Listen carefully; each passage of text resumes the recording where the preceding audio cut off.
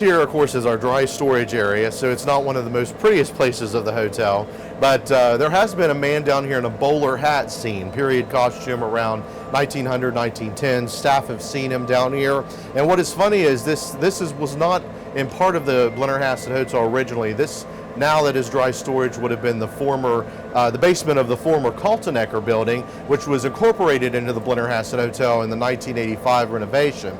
Now, what's funny is, guests over the years have told us stories. On the 4th and 5th floor of this former Kaltenecker building is our only two-floored suite here at the Blennerhassett Hotel. And furniture and things at night in the living area, people say, move around, they hear things going on down there.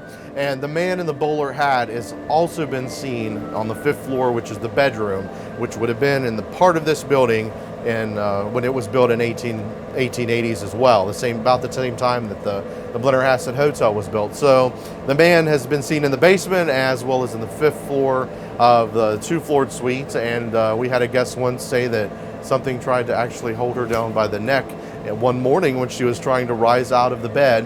And the same guest also told me that she had seen the man in the bowler hat, and they had I put two and two together and figured out that the guy has something to do with the Kaltenecker building and not part of the Blennerhassett Hotel originally. So one night I stayed here, it was a snowstorm, and one of the few times that I've stayed here at the hotel, and I told him, I said, I want a quiet side of the hotel, and I always choose this side of the hotel because it's always quiet. And the night I stayed here, I never thought anything about it. This is 407 that adjoins 409, where I told you that the furnitures and thing in the lower level of this little room suite here, you hear things at night. And never thought nothing of it. And that night I woke up, I heard people coming in and out the door over here, and it sounded like they was having a party going on next door.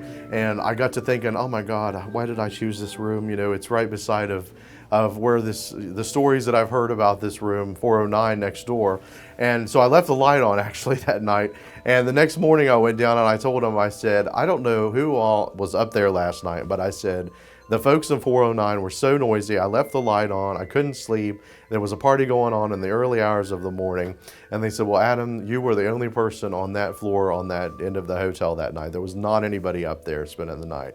So there was something definitely going on over here, but I don't know what it was. But 409, I'm going to show you here in a minute, is the two-floored suite where the man in the bowler hat's been seen on the 5th floor. So.